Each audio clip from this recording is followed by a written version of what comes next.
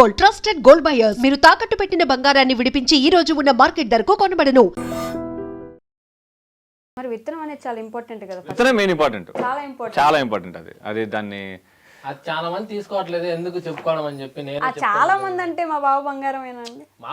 అతను ఒక్కరిని ఎందుకు టార్గెట్ వినింది చూసింది ఆయన ఒక్కరినే కాబట్టి అతను ఒక్కరే మనేం లేదు, ఎవరికి నచ్చట్లేదు అంతా మాట్లాడటము. సో ఎవరి కష్టం వాళ్ళది, ఎవరి వీడియోస్ వాళ్ళది. మీరు పెట్టించలేదా? పెట్టించాను. ఓకే, మరి ఇంకేంటి పెట్టించారు, అయిపోయింది. వాళ్ళకి చెప్పుకోవడానికి వాళ్ళకి ఇష్టం లేదు, మనం ఎందుకు మేడం దాని గురించి ఫోర్స్ అంటే మనం ఇప్పుడు రే నేను పెట్టేసాను చెప్పురా 10 మనం చెప్పలేం కదా ఛానల్ గురించి. ఇప్పుడు నాకుంది, ఇప్పుడు మీరు అడగగానే అవునా పావునా 2 సార్లు పెట్టించి అంత ఓపిక చేసాను నేను చెప్పుకుంటాను. ఎందుకంటే నేను ఎక్కడ పోయినా చెప్పుకుంటాను. ఇప్పుడు మొన్నటి దాకా నా బండి పైన కూడా త్రిబుల్ అనే ఉంటది. ఈ మధ్యన మళ్ళీ మంచి పెట్టుకునే కానీ నా ఎవరు అడిగినా ఎంత ఉంది, ఎవరండి ఛానల్ పెట్టిందంటే ఇట్లా జయకృష్ణ అని పెట్టిస్తాడంటే మరి సపరేట్ కావచ్చు కదా, ఎందుకు ఇంకా ఇది చాలా నాకు ఎన్నో వచ్చినాయి. నువ్వు సపరేట్గా చేసుకోవచ్చు కదా, ఆమె ఎందుకు చేసుకోవాలా, నువ్వు కూడా మేమతో చేసుకోవాలంటే మా ఇద్దరికి ఒక స్పాంటినిటీ ఉంటుంది. మేము స్క్రిప్ట్ లో రాసుకునేది ఒక ఇంత లైన్ అయితే దాన్ని మేము అల్లుకుంటా పోతే అది సినిమా అవుతుంది ఖచ్చితంగా. మా ఇద్దరికి ర్యాప్ బాగా కుదిరింది. మీ ఇద్దరం ఉంటేనే మా వీడియోస్ లో మా ఇద్దరు కాంబినేషన్ బాగా మంచి ఫ్యాన్స్ అని చెప్పి మీ ఇద్దరం, నేను ఎవరు వచ్చినా పక్కకు పోను, అదే జరగని పని. అది ఎంతగాని ఏమన్నా గానీ మళ్ళీ ఏమొచ్చినంత కాలం త్రిబుల్ ఇండియాతో ఛానల్ ఉంటది, అది ఉన్నంత కాలం ఇది ఉంటది, అయితే పక్క. మరి వాళ్ళు ఎందుకు విడిపోయినారు మీ దగ్గర నుంచి? మా బాబు బంగారం కానీ తర్వాత వీడియోస్ చేస్తా ఉన్నారు, అసలు ఎక్కడ వీడియోస్ లేవు, మాట్లాడట్లేదు, చెప్పుకోవట్లేదు. 2 లైవ్ వీడియోస్ వచ్చినాయి, ఒక క్లారిటీ లేదు ఇక్కడ. లైవ్ వీడియోస్ అంటే అది జరిగిపోయింది, దాంట్లో లైవ్ వీడియో చూసింటారు కదా మేడం, క్లారిటీ వచ్చింది కదా. మళ్ళీ జరిగిపోయిన దాన్ని లేపుకోవడం ఎందుకు? ఇప్పుడు ఆయన పాటికి ఆయన ఉన్నాడు, నా పాటికి నేను ఉన్నా, ఎవరి పని వాళ్ళు చేసుకొని ప్రశాంతంగా ఉన్నా. మీరు అన్నారు కదా ఆయన ఇంటర్వ్యూ ఇస్తాడని చెప్పి, ఆయన ఇంటర్వ్యూ ఇవ్వనీలే, ఆయన ఏం చెప్తాడో చూసి ఆ తర్వాత నేను ఇస్తా ఇంటర్వ్యూ. సో గొడవలు వద్దు, ఈ పంచాయతీలు మనకి ఈ పంచాయతీలు ఏమొద్దు, ఎవరు బతుకోలు బతుకుందాం అని ప్రశాంతంగా ఉన్నాము. చూద్దాం, ఆయన ఏమన్నా మాడితే తర్వాత మనం మాడదాం, లేదంటే అంతవరకు ఏం లేదు, అంతే. అంటే పెద్ద గొడవ జరిగింది అస్సలు ఒక్క మాట కూడా అనుకోవాలా, ఇదైతే షూర్. మేము ఎదురుపడి మాట్లాడుకొని తిట్టుకునింది అరుచుకునింది కానీ ఒక్కటి కూడా లేదు. ఓకే, కానీ ఏదో జరిగింది, మాట్లాడుకోవట్లేదు, చిన్న మ్యాటర్ అండి, అది పెద్ద విషయం కూడా కాదు. అడిగితే చిన్నదాన్ని ఇప్పుడు గోడితో పోయేదాన్ని గొడవ చేసుకుంటారు కదా, అట్లాంటిది అది. నేనేమన్నా brother, it's not communication of education. అంటే లాస్ట్ టైం నేను ఇంటర్వ్యూ చేశాను జయకృష్ణ గారిని, అప్పుడు కంటెంట్ గురించి లేకపోతే తన ఛానల్ గురించి ఎప్పుడు పూర్తిగా తను మాత్రమే చేసుకున్నారని చెప్పారు. ఆ రోజు ఫ్రెండ్స్ వస్తే వాళ్ళు హెల్ప్ చేశారని కూడా చెప్పారు. మీ గురించి మీరు చేశారని ఎప్పుడు చెప్పలేదు నాకు. అవునమ్మా, ఒకసారి 1 lakh సబ్స్క్రైబర్స్ అనమాట. అంటే మా లొకాలిటీలో 1 lakh సబ్స్క్రైబర్స్ వచ్చినప్పుడు మేము పెద్ద పండగ మాది చేసాం, కేక్ కట్ చేసి. వీడియో ఉంది అతని ఛానల్లోనే, అది ఇప్పటికీ 3,500 అంటే అంత తక్కువ మంది చూసారు కాబట్టి నేనేంటో తెలీదు. అది జరిగి నియర్లీ 3 years పైన అయిపోయి ఉంటుంది. ఒకసారి చూస్తే అక్కడ నేను కనపడతాను, అప్పుడు బావ అనేది తెలియదు కదా, సురేష్ అంటే ఎవరికి పెద్ద తెలిసి ఉండకపోవచ్చు. ఈవెన్ అతను ప్లే బటన్ ఓపెన్ చేసినప్పుడు కూడా ఫస్ట్ నా పేరే చెప్పి ఉంటాడు, ఒకసారి చూస్తే తెలుస్తుందమ్మా మీకు. ఓకే, ఏమైనా కంటెంట్ క్రియేటర్ సురేష్ అని చెప్పుంటారా?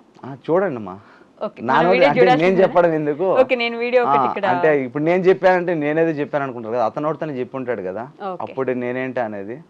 సో అప్పటి నుంచి 1 million సబ్స్క్రైబర్స్ అప్పుడు కూడా మేము కేక్ కట్ చేసాం, వాళ్ళ ఇంట్లో సెలబ్రేట్ చేసాం, అందరం ఉన్నాం. ఆ కేక్ నేను కూడా కట్ చేశాను. సో 1 lakh సబ్స్క్రైబర్స్ అప్పుడు ఎవరెవరు ఉన్నారా అనేది కూడా మీకు తెలిసి ఉంటుంది, తెలిసి ఉంటుంది అని ఎందుకు. ఓకే, సో ఆ వీడియో ఒకటి ప్లే చేద్దాం మనం ఇక్కడ, నేను కూడా చూడొచ్చు, ఆడియన్స్ కూడా చూడొచ్చు. సురేష్ అంటే మీరే కదా, మా బావ బంగారం సురేష్ మనిషి ఉన్నారు, నేనే కదమ్మా, మీరే ఉన్నారు కాబట్టి. సో వీళ్ళు మన కంటెంట్ వీడియోస్ కి హెల్ప్ చేసిన సురేష్ అన్నకి, కంటెంట్ వీడియోలకి హెల్ప్ చేస్తున్న సురేష్ అన్నకి చాలా థ్యాంక్ యూ. మరి ఏమైంది సడన్ గా? అప్పుడు మొత్తం అన్ని వీడియోస్ లో కలిసి ఉండేవాళ్ళు, ఎక్కడున్నా మాట్లాడుకునే వాళ్ళు, ప్రతి సెలబ్రేషన్ కి దగ్గర ఉండేవాళ్ళు. ఏం జరిగింది ఇద్దరికి? ఏం జరగలేదమ్మా, ఏం జరగలేదు, ఏమీ జరగలేదు. లాస్ట్ టైం నేను అడిగినప్పుడు, నేను హాస్పిటల్లో ఉన్నప్పుడు తను రాలేదు నా దగ్గరికి, అంటే చావు బతుకుల్లో ఉన్నప్పుడు కూడా రాకపోతే నా మనసు ఇరిగిపోయింది, నాకు బాధేసింది, అప్పటి నుంచే దూరం అయిపోయాం, అట్లా పెద్ద గొడవలేం లేవు అని అయితే చెప్పారు నాకు. గొడవ చెప్తున్నా కదమ్మా, అతని క్యారెక్టర్ అలాంటిది కాదు, నా క్యారెక్టర్ అలాంటిది కాదు. ఒకరు మన వల్ల చెడిపోవాలని కోరుకునే క్యారెక్టర్లు ఇద్దరే కాదు, అదే మిస్కమ్యూనికేషన్. ఓకే, నేను ఆ అబ్బాయిని లాస్ట్ టైం అంటే మాట్లాడింది December 10th, December 10th last year December 10th నేను డైరెక్ట్ మాట్లాడాను. ఓకే, అప్పుడు అతను తిరుపతికి వెళ్తా ఉన్నట్టే మాట్లాడాను. తర్వాత కలిసింది లేదు. ఒకసారి స్టేటస్ పెట్టినాడు, అదే ఐసీయూలో ఉన్నట్టు. ఓకే. అప్పుడు కాల్ చేసి మాట్లాడాను. తను ఐసీయూలో ఎందుకున్నారు మీకు తెలియదు అప్పటికి? తెలియదు మా. ఓకే. ఏదో హెల్త్ ఇష్యూ అన్నారు కానీ ఎందుకన్నారో తెలీదు. వాళ్ళ అమ్మ చెప్పుంటారు కదా మీకు ఫోన్ చేసి అట్లీస్ట్ ఇట్లా ఉంది బాగాలేదు? లేదు మా, అలా ఏం లేదు. అంటే వాళ్ళ టెన్షన్ లో వాళ్ళు ఉండుండొచ్చు. సో నాకు తెలిసినప్పుడు మాత్రం నేను ఖచ్చితంగా అయితే కాల్ చేసి మాట్లాడాను. ఓకే. ఆ అబ్బాయి మ్యారేజ్ ఎప్పుడైందమ్మా? డిసెంబర్ 13th ఏమో, గుర్తులేదు నాకు exact date. December 17th. December 17th live లో వాళ్ళే చెప్పారు. యా. నేను 10th కలిశాను. ఓకే. అతను హాస్పిటల్ ఎప్పుడున్నాడో మాకు తెలియదు, అంటే ఎగ్జాక్ట్ డేట్ తెలీదు. సో పోస్ట్ అయితే పెట్టినాడో డేట్ అయితే నాకు ఎగ్జాక్ట్ తెలీదు.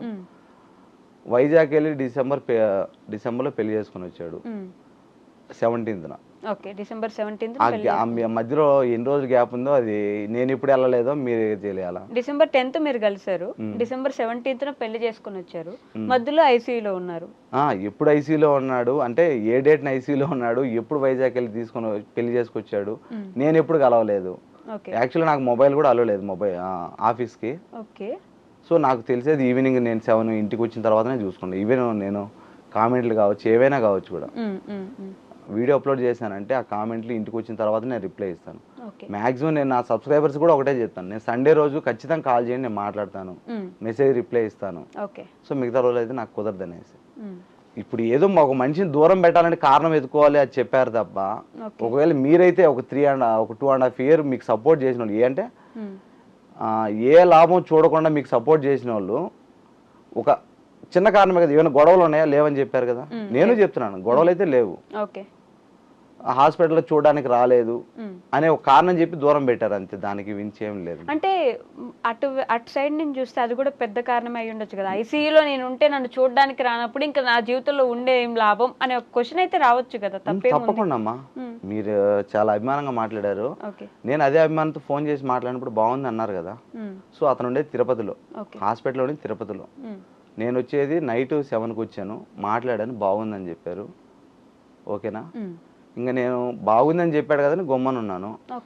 ఇప్పుడు ఏదో నన్ను బయట పెట్టడానికి కారణం కోసం చెప్పారు తప్ప ఇప్పుడు రమ్మని అడిగారా వాళ్ళ అమ్మ గానీ? మా రమ్మని ఎట్లా అంటారులే, మా రమ్మని అయితే అనలేదు. ఈవెన్ అసలు వాళ్ళు మాట్లాడలేదని చెప్పారు కదా.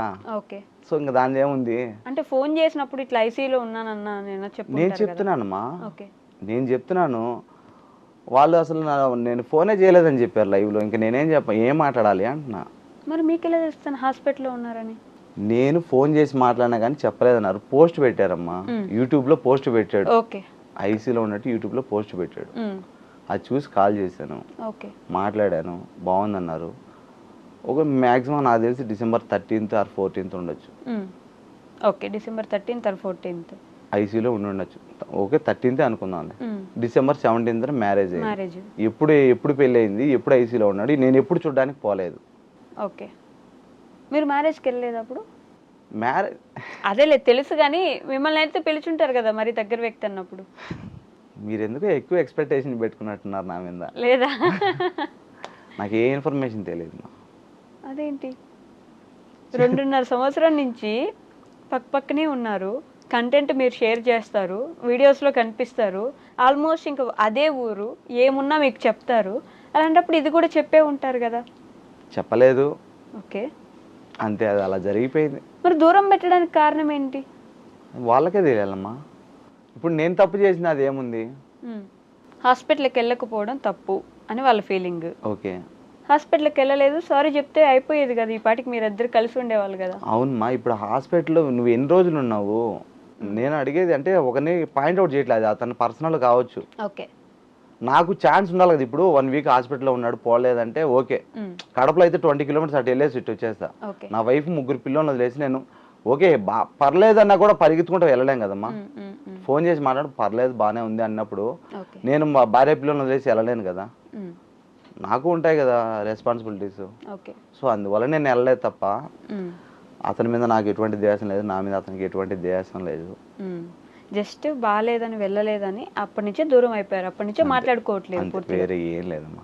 తర్వాత మీరు ఫోన్ కానీ మెసేజ్ కానీ కాల్ కానీ అసలు ఏం చేయలేదా? మరి ఎలా కనెక్షన్ ఎలా ఉంటుంది? ఇంకా దాన్ని వెళ్ళనిలేమ్మా, దాని ఏముంది. ఇప్పుడు లైఫ్ లో పెళ్లి అనేది చాలా గొప్ప విషయం, మళ్ళీ మళ్ళీ రాదు. నేను చెప్పమని కూడా అడగట్లే, అతని ప్రాబ్లమ్స్ ఎన్ని ఉన్నాయేమో. సో ఇంకా అతనికి నేను ఇంపార్టెంట్ కాదనుకున్నాడు. అంటే నేను కూడా హాస్పిటల్కి వెళ్ళలేదని తన ఫీలింగ్, వెళ్ళడానికి టైం లేదని నా ఫీలింగ్. వెళ్ళడానికి టైం లేదా? 2 daysలో ఇప్పుడు మీరు నేను చెప్పింది అర్థం కావట్లేదు మీకు. ఇప్పుడు నేను అర్థం చేసుకున్నంత ఈజీగా ఆడియన్స్ అర్థం చేసుకోకుంటే ఇంకేం చెప్తామ్మా. ఇప్పుడు పోనీ మీరున్నారమ్మా, నీది ఒక 2.5 సంవత్సరం బాగా సపోర్ట్ చేసిన వాళ్ళు ఉన్నారు. మీరేదో హెల్త్ ఇష్యూ వల్ల హాస్పిటల్లో ఉన్నారు, అతను రాలేకపోయారు. అప్పుడు ఏమనుకుంటారు మీరు, ఒరే 2.5 సంవత్సరం మనకు సపోర్ట్ చేసినప్పుడు రాలేకపోయారంటే అతనే పొజిషన్లో ఉన్న ఆలోచించవచ్చు కదా. ఓకే, మనం విడిపోవడానికి కారణాలు ఎత్తుకునేటప్పుడు దాని గురించి మనం ఇంకా మళ్ళీ కలుసుకోవాలని ఇబ్బంది పడాలి, అది వాళ్ళకు ఇబ్బందిగానే ఉంటుందమ్మా. మీ ఛానల్ పెట్టించింది తనే కదా? అవునమ్మా, కాదని నేను చెప్పాను, నేను ఇప్పటికీ చెప్తున్నాను, నాకు ఛానల్ పెట్టించింది తనే. అంటే నాకు ఇప్పటికీ తెలియదమ్మా, వాళ్ళు నేర్పించిన సెట్టింగ్సే. ఓకే, నేను అప్పుడు చెప్తున్నాను, నాకు మొబైల్ మీద అంత అవగాహన లేదు. ఇప్పుడు నాకు 1,00,000 మంది, నియర్లీ 98,000 అనమాట ఫేస్బుక్లో. నాకు ఇంకా మానిటైజేషన్ అవ్వలేదు. ఓకే, సో దానికి ఏం చేయాలో కూడా నాకు తెలియదు, అవగాహన లేదు. అదే చెప్తున్నా కదా, నాకు సోషల్ మీడియా మీద అవగాహన లేదు. అతనే పెట్టించాడు నాకు. నాని అనే అబ్బాయి ఎడిటింగ్ నేర్పించాడు. ఓకే, నేను మీకు తెలుసా, ఆ అబ్బాయి వచ్చేసి ఎలా తీసుకోవాలి వీడియో అని ప్రతి ఒక్కరు వాళ్ళు నేర్పించినటివే. నాకు నిజంగా దాని మీద అంత ఐడియా లేదు. నాకు వచ్చిన కంటెంట్ ఒకటే. ఓకే, నాకు జబర్దస్త్ ఛాన్స్ వచ్చింది కూడా కంటెంట్ వల్లనే. జబర్దస్త్ నీ ఛాన్స్ వచ్చిందా? అవునమ్మా, డైరెక్టర్ గారు ఒకసారి కాల్ చేశారు అనమాట. ఓకే, అంటే ఫస్ట్ మెసేజ్ చేశారు, నేను జబర్దస్త్ డైరెక్టర్ని, మీతో మాట్లాడాలి, మీరు ఫ్రీగా ఉన్నారా అని. ఫ్రీగా ఉన్నాను సార్ అంటే వెంటనే కాల్ చేశారు. ఒక 1/2 hour మాట్లాడాను. చాలా హ్యాపీ అనిపించింది. ఓకే, నేను అట్లా బ్రేక్ఫాస్ట్ చేస్తా, మీ వీడియో ఒకటి చూశాను, మీ రీల్ ఒకటి చూశాను. ఓకే, మళ్ళీ ఛానల్ ఓపెన్ చేసి కంటిన్యూస్గా ఒక 1 hour దాకా చూశాను నేను. చాలా బాగున్నాయి కంటెంట్లు, ఎవరు రాస్తున్నారు అన్నాడు. ఓకే, నేనే రాసాను సార్ అంటే, మీరు జబర్దస్త్ మీకు ఇంట్రెస్ట్ ఉందని అడిగారమ్మా. సో ఒకసారి అంటే అవకాశం వచ్చింది కాబట్టి వెళ్ళాను. ఓకే, కంటెంట్ గురించి డిస్కస్ చేసాం. ఒక షోలో జస్ట్ బ్యాక్గ్రౌండ్లో కనపడ్డాను. ఓకే, తర్వాత నేను ఆ జబర్దస్త్కి వెళ్ళాలంటే ఇక్కడ నా ఫ్యామిలీను యూట్యూబ్ను ఏదో ఒకటి వదిలేసి వెళ్ళాలి. మళ్ళీ నా ఫ్యామిలీని స్ట్రగుల్లో పెట్టాలి. అంటే ఒక 3 పిల్లలను మా వైఫ్కి వదిలేసి నేను అట్లా వెళ్ళడం అనేది నాకెందుకో ఇబ్బంది అనిపించేసి నేను ఆ అవకాశాన్ని అయితే కొంచెం బాధమ్మా.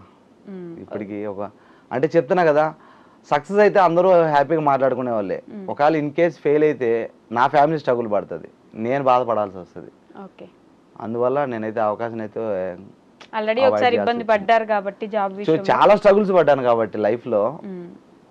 అందుకని నేనైతే ఆ అవకాశం అయితే కొంచెం అంత పెద్ద ఛాన్స్ తీసుకోవాలనుకోలేదు. ఒకవేళ ఫెయిల్ అయితే ఏంటి రిస్క్ అని చెప్పి. సక్సెస్ అయితే అంతా హ్యాపీనే, ఫెయిల్ అయితే ఏంటి, నా ఫ్యామిలీ పరిస్థితి ఏంటి ఓకే అని చెప్పేసి దాన్ని కొద్దిగా పక్కన పెట్టాల్సి వచ్చింది. సో ఛానల్ పెట్టింది, దాంట్లో ఏం చేయాలని నేర్పించింది మొత్తం జయకృష్ణ గారు. చెప్తానమ్మా, ఛానల్ పెట్టింది, దాన్ని ఎలా మనం హ్యాష్ ట్యాగ్స్ ఎలా పెట్టాలి. ఇప్పటికీ నేను మా కాంబినేషన్ నాకు ఇప్పటికీ ఇష్టం తెలుసా. ఈవెన్ నాకు ఛానల్ పెట్టిన కొత్తలో ఒక 2 months వరకు ఎక్కడ పెళ్లికి వెళ్ళినా కానీ మీ బామర్ది, మా వైఫ్ని కూడా అడిగేవాళ్ళు కాదు, ఏంటి మీ బామర్ది రాలేదే. ఈవెన్ తనని కూడా పెళ్లికి ఎందుకు పిలవలేదని కామెంట్స్ కూడా పెట్టారు తన వీడియో కింద. తను మళ్ళీ పెళ్లి చేసుకున్నారు కదా. అలా కాదు నేను చెప్పేది, నేను ఎక్కడన్నా మ్యారేజెస్కి వెళ్తే మా ఫ్యామిలీ మ్యారేజెస్ ఉంటాయి, అటు వెళ్ళినా కానీ ఎవరన్నా అయితే ఏం ఫ్యామిలీతో రాలేదు అంటారు కదా, అలాగే చెప్తున్నాను. అదే అందరూ మీ బామర్ది రాలేదా, మీ బామర్ది రాలేదే అని, అక్కడ కూడా వాళ్ళ బావ రాలేదా అని అడిగేవాళ్ళు తనని. మీ బావ రాలేదా అని చెప్పేసి మీ గురించి అడిగేవాళ్ళు తన కామెంట్స్ లో. తెలీదా మీకు ఈ విషయం? అంటే వాళ్ళ ఛానల్ ఫాలో అవ్వట్లేదా మీరు? నేను చెప్పేది అతని మ్యారేజ్ గురించి కాదమ్మా, నేను చెప్పేది క్యాజువల్ గా ఏ మ్యారేజ్ కి ఏ ఫంక్షన్ కి వెళ్ళినా కూడా. నేను చెప్పేది తన మ్యారేజ్ కి. ఈవెన్ నా ఛానల్లో ఎన్నిసార్లు కొన్ని 100 కామెంట్స్ వచ్చినాయి. మీ బామ్మ మీరు ఎప్పుడు కలిసి చేస్తారు, ఎందుకు చేయరు. ఒకనొక టైంలో బాగా పాజిటివిటీ ఉన్న మీకు ఇట్లా హాస్పిటల్లో ఇబ్బంది ఉన్నప్పుడు వెళ్ళలేదంట కదా అని ఫుల్ నెగిటివిటీ, తిట్టడం, బూతులు మాట్లాడడం స్టార్ట్ చేశారు మీకు. అదే మా చెప్తాను కదా, తెలివి వాళ్ళకు సబ్స్క్రైబర్ అన్ని విషయాలు తెలుస్తాయని లేదు కదా. ఇప్పుడు మనం ఏం చెప్తే అవే తెలుస్తాయి, అందువల్ల వాళ్ళు తెలియక మాట్లాడుండొచ్చు. దాన్ని మనం వాళ్ళని ఎలా అంటాం. మరి మీరు ఎందుకు చెప్పాలనుకోలేదు, అది కాదు జరిగింది ఇది, లేకపోతే ఇలా జరిగింది? ఎంతమందికి అని చెప్తామ్మా. ఇప్పుడు నేను మంచోడిని అని చెప్పాను అనుకోండి, పక్కన వాళ్ళు వెంటనే ఏమనుకుంటారు, పక్కనోడు చెడ్డోడా అంటారు. సోషల్ మీడియాలో తీసుకునే దాన్ని బట్టి ఉంటుందమ్మా. మరి మీ కామెంట్ నేను మంచోని అని చెప్పుకుంటా కానీ పక్కన వాళ్ళు చెడ్డోళ్ళ అంటే, ఇప్పుడు నేను మా తల్లిదండ్రుల గురించి చెప్పాను, మగ్గం వేస్తూ ఇంత కష్టపడి మా నాన్న 3 చదివించాడు, అని చెప్పుకున్నానంటే ఎవరో ఒకరు ఉంటారు ఈ వీడియో కూడా కామెంట్ పెట్టేవాళ్ళు, అంటే మా నాన్నంతా వదిలేశారా.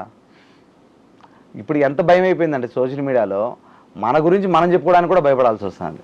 అదే నిజం, దాంట్లో తప్పే లేదు. మీరు మాట్లాడుతూ ఇందాక అమ్మా చెప్పండి. మా కాంబినేషన్ అంటే నాకు ఇప్పటికీ చాలా ఇష్టం అన్నారు కదా, ఎందుకని ఎటు సైడ్ ప్రయత్నించట్లేదు మాట్లాడుకోవడానికి? లేదమ్మా, ఆల్రెడీ ప్రయత్నం చేశాము, పోస్ట్ కూడా పెట్టాను నేను, కలిసి చేస్తామని చెప్పేసి. ఓకే. తర్వాత ఒక 1 వీక్ 10 days తర్వాత అబ్బాయి లైవ్లో చెప్పాడు అనమాట, మేము కలిసి చెయ్యము అనేసి. ఒకరు వద్దు దూరం పెట్టాలనుకున్నప్పుడు మళ్ళీ మళ్ళీ బాగుండదు కదమ్మా. అంత పగలు ప్రతీకారాలు ఏవి లేవు. అదే లేవు అసలు ఇద్దరం అలాంటి వాళ్ళం కాదని చెప్తున్నా కదా. ఎందుకో చిన్న డిస్టెన్స్ వచ్చింది, అది పెద్దది అయిపోతా ఉంది. సో బాగుండాలి, అతను బాగుండాలా, అందరూ బాగుండాలి, అంతే. అంతేనా? మీ వైఫ్ ఎప్పుడు బాధపడలేదా? అంటే బాగా చేసేవాళ్ళు వీడియోస్ ఇద్దరు కలిసి ఇప్పుడు ఇట్లా ప్రతి ఒక్కరు బాధపడతారు, మా కాంబినేషన్ ఇష్టపడే ప్రతి ఒక్కరు బాధపడతారు.